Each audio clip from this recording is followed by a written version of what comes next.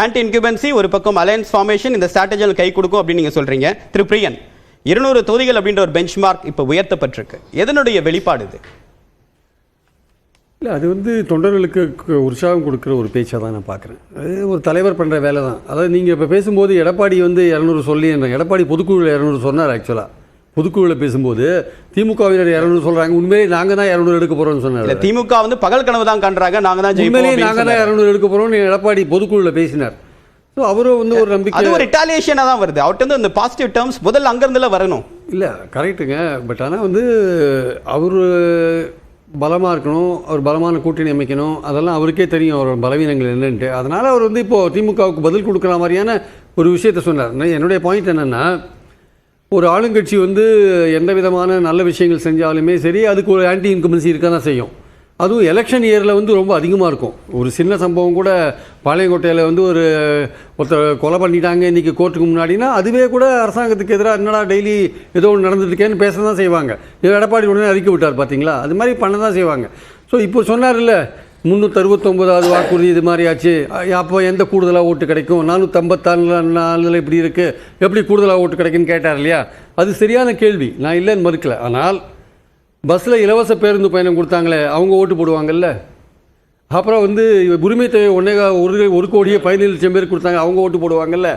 அதே மாதிரி நான் முதல் திட்டத்தில் பயனடைஞ்ச இளைஞர்கள் ஓட்டு போடுவாங்கல்ல. இல்லை கல்லூரி மாணவிகளுக்கு 1000 ரூபாய் கொடுக்குறாங்க, அவங்க ஓட்டு போடுவாங்கல்ல. 18 லட்சம் சின்ன குழந்தைகளுக்கு 5வது வரையும் படிக்கிறவங்களுக்கு பிரேக்ஃபாஸ்ட் கொடுக்குறாங்களே, அந்த தாய்மார்கள் ஓட்டு போடுவாங்கல்ல. ஸோ இந்த மாதிரி அவங்க திமுகவினர் வரிசையை அடிக்கிட்டு போவாங்க. ஆனால் அதே சமயம் இந்த ஆட்சிக்கு எதிரான மனோபாவம் இல்லையா அப்படின்னு கேட்டிங்கன்னா, ஆட்சிக்கு எதிரான மனோபாவம் இருக்குது. ஒரு 3.5 வருஷ காலம் இந்த ஆட்சி ஒரு குஷனில் இருந்தது. அது ரொம்ப சௌரியமான ஒரு இடத்துல இருந்தாங்க.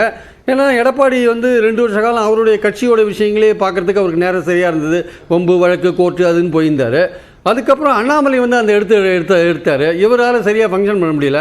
அண்ணாமலை ஒரு 3 மாதம் போன போது இவர் கொஞ்சம் வேகமாக செயல்பட ஆரம்பித்தார். இப்போ அந்த வேகத்தை கட்சி சிக்கல்ல இருந்தும் அண்ணாமலையுடைய டாமினன்ஸ்ல இருந்தும் EPS முழுமையாக முழுமையாக வந்துட்டாருன்னு நினைக்கிறேன். அன்றைக்கி டங்ஸ்டன் விஷயத்தில் அவர் பேசினது என்னை பொறுத்த மட்டும் கரெக்டு. அவர் ஒரு கேள்வி திருப்பி கேட்டார், 10 மாதம் என்ன பண்ணீங்கன்னு கேட்டார். அதுக்கு இவங்க ஆளும் தரப்புலேருந்து சொல்லியிருக்கலாம், ஏங்க இங்கே என்ன பேசுகிறீங்க, நீங்கள் டெல்லியில் ஆதரிச்சிங்க எங்கே பேசுகிறீங்கன்னு ஒரு வார்த்தை ஆளும் தரப்புலேருந்து சொல்லவே இல்லை. துரைமுருகனும் சொல்லலை, முதல்வரும் சொல்லலை. அந்த விஷயம் அவங்களுக்கு தெரியவே இல்லையா, தெரிஞ்சு சொல்லலையான்னு தெரியாது. அந்த ஒரு வார்த்தையில் எடப்பாடி உட்காந்துருப்பார், அது சொல்லாதே விட்டாங்க. ஸோ அதில் அன்றைக்கி எடப்பாடி ஸ்கோர் பண்ணிட்டாருன்னு தான் உண்மை. இன்னைக்கு பின்னாடி ட்விட்டரில் அது வீடியோவே போட்டிருந்தாங்க, நாடாளுமன்றத்தில் என்ன பேசினாங்க அப்படின்னு சொல்லிட்டு. அப்புறம் தாங்க அசம்பிளி ப்ரொசீடிங்ஸ்க்கு அப்புறம் தான் ஒரு சேனல் அதை பிரேக் பண்ணுறாங்க. அப்புறம் தான் எல்லாருமே பேசுகிறாங்க. அதுக்கு அசம்பிளி ப்ரொசீடிங்ஸ் பாருங்கள், 10 மாதம் என்ன பண்ணீங்கன்னு திருப்பி அவர் கேட்கும்போது அவர் சத்தமாக கேட்டாரா, மெதுவாக கேட்டாரா? இப்போ நீங்கள் முதல்வர் சொல்கிற மாதிரி காலி கொடனா ரொம்ப சவுண்டு கொடுக்கும்லாம் அவர் சொல்கிறார் முதல்வர். ஓகே, என்ன இருந்தாலும் அவர் எதிர்க்கட்சி தலைவர், அவர் சில கேள்வி கேட்குறார். நாட்டில் நடக்கிற நடப்பெல்லாம் அவர் கேள்வி கேட்க தான் செய்வார். சாத்தனூர் டேமை பற்றி கேள்வி கேட்க தான் செய்வார். 2 மணிக்கு 2:02 அவர் திருவண்ணாமலை தான் சார், அவருக்கு தெரியும். 2லேருந்து 5க்குள்ளே நீங்கள் 2,58,000 கியூசெக்ஸ் திறந்து விட்டிங்கன்னா ராத்திரி நேரத்தில் எந்த வீட்டை போய் யார் அலர்ட் பண்ணுவாங்க, யார் முகாமுக்கு கூப்பிட்டு போவாங்க, அதில் ஒரு லேப்ஸ் இருக்குது. ஏதோ அங்கே ஒரு லேப்ஸ் இருக்குது. இல்லாட்டி அவ்வளோ தூரம் ஃப்ளட் ஆக வேண்டிய அவசியம் இல்லை. அது வானிலை கோளாறா, இல்லை நீங்கள் சரியாக பார்க்கலையா, மக்கள்கிட்ட ஒரு அதிருப்தி இருக்குது. இன்றைக்கி வெள்ள நிவாரணத்துக்கு விழுப்புரத்துலையும் கடலூர்லையும் மக்கள் ரோட்டில் சாலை மறியல் பண்ணிட்டு தான் இருக்காங்க. அது இங்கே இருக்கிற ஒரு IAS அதிகாரி என்ன பண்ணிட்டாங்க, விழுப்புரத்தில் பாதி கிராமத்துக்கு கொடுத்தா போகணும், பாதி கிராமம் கொடுக்க வேண்டாங்க. 2023 தூத்துக்குடியிலையும் வெள்ளம் வந்தப்பையும் சரி, சென்னையில் வெள்ளம் வந்தப்பையும் சரி, இதே போராட்டம் மக்கள் முன்னெடுத்தாங்க. சென்னையிலையும் போராடினாங்க, தூத்துக்குடியிலையும் மக்கள் போராடினாங்க. நிறைய போராட்டத்தை நாமளும் பார்த்துருக்கோம். ஆனால் அதுக்கு பிறகு நடைபெற்ற தேர்தலில் திமுக தானே வெற்றி பெற்றாங்க. ஆமாங்க, அந்த தருணத்துக்கான ஒரு போராட்டம் மக்களுடைய காரணம் தான் சொன்னல, இலவச பஸ் பயணம், உரிமை தொகை, அதெல்லாம் தான் பெண்கள் ஓட்டு சுத்தமாக இப்போ அதிமுகவுக்கு இல்லை, அது அப்படியே திமுகவுக்கு டைவர்ட் ஆகிருக்கு. ஆனால் இப்போ இருக்கிற கட்சி இந்த ஆளுங்கட்சிக்கு எதிரான பல விஷயங்கள் எடுத்து பேசுறதுக்கான வாய்ப்பு இருக்குது. வாக்குறுதிகள் மட்டுமே இல்லை, நாட்டு நடப்புகளும் அப்படி தான் இருக்குது. இப்போ வெள்ள நிவாரண விஷயத்தில் நிச்சயமாக ஒரு அதிருப்தி விழுப்புரம் கடலூரில் இருக்க தான் செய்யுது. தினசரி ஒரு அதிருப்தியை கன்சால்டேட் பண்ணுற அளவுக்கு அதிமுக பலமா இல்லை, அதான் பாயிண்ட். அங்கே அவங்க தங்களை பலப்படுத்திக் கொள்ள வேண்டிய அவசியம் இருக்கிறது.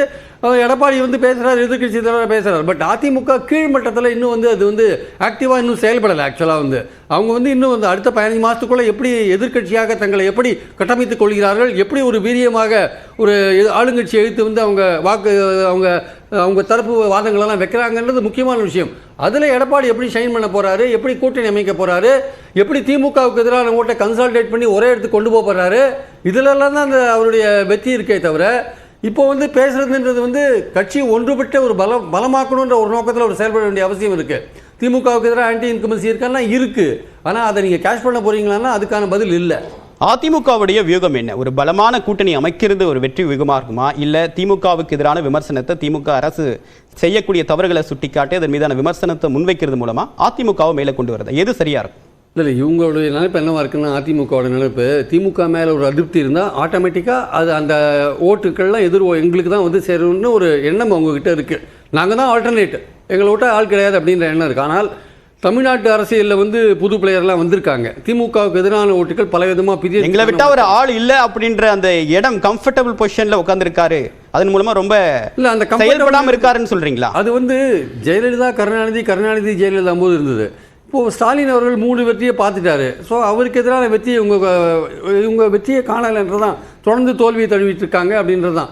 75 இடங்கள் பாஜகவோட சேர்ந்து 21 வாங்கினாங்கன்றது உண்மை, ஆனால் அதுக்கப்புறம் தோத்துட்டாங்கன்றது உண்மை. ஆனால் என்னுடைய பாயிண்ட் என்னென்னா வந்து, இவர் வந்து தானாகவே கனி பழுத்து தன் மடியில் விழும் என்று எடப்பாடி நினைத்தார் என்றால் அது தவறு.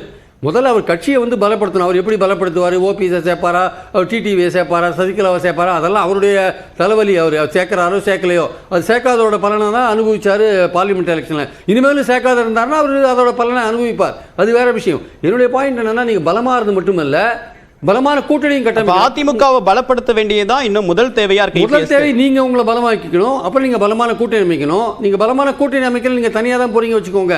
நீங்க மெகா கூட்டணி பார்லிமெண்ட் அமைப்புன்னு சொன்னீங்க, உங்க கூட தேமுதிக தான் வந்தாங்க ஆக்சுவலா.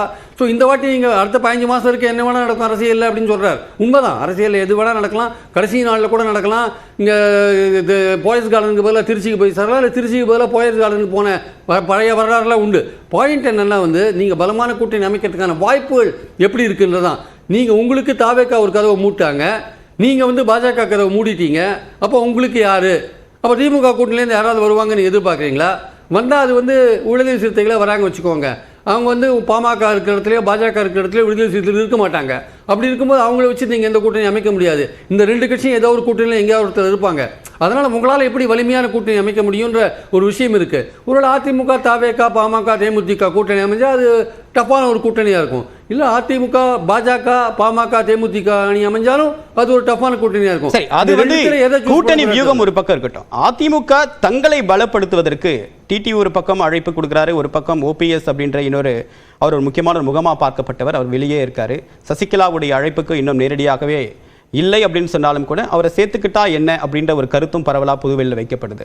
இதை இவங்க 3 பேரையும் இபிஎஸ் உடைய தலைமை ஏற்றுக்கொண்டு கட்சியில் சேர்வதற்கு வாய்ப்பு இருக்கா? என்ன நிலவரம்? இல்லை, நான் சொல்கிறது வலிமையாக்கணுன்றது என்னென்னா, கடந்த பார்லிமெண்ட் எலெக்ஷன்ஸ்லேருந்து தான் நம்ம சொல்கிறோம். நம்ம சவுத்துலேயோ இல்லை டெல்டாலேயோ இல்லை சென்னை சுற்றுப்புறத்துலையோ அவங்க வாங்கின ஓட்டுக்களை வச்சு தான் நம்ம பேசுகிறோம். இப்போ வந்து எல்லா தியாகத்திற்கும் தயார் அப்படின்னு சொல்லிட்டு இபிஎஸ் ஒரு ஸ்டேட்மெண்ட், ஹிடன் ஸ்டேட்மெண்ட் சொல்லியிருக்காரு.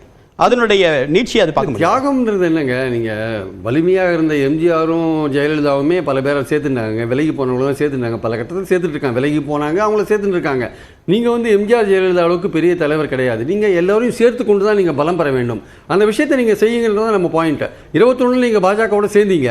தலைமையுடைய கற்றுக்கொள்ளக்கூடிய தருணம் இது. இப்போ லேர்னிங் டைம் அப்படின்னு சொல்ல ஒரு 4 வருஷம் 5 வருஷம் தான் ஆகுது பொறுப்புக்கு வந்து. ஆனால் அதிமுக அப்படின்ற ஒரு வலுவான அமைப்பு இல்லையா சார்? அதிமுக தொண்டர்கள் வந்து அதுக்கு ஒரு பலம் சார் அதிமுகவுக்கு. ஆனால் அந்த தொண்டர்கள் வந்து உற்சாகம் இல்லாமல் ஒரு விரக்தியோடு இருக்கிறது பலவீனம்.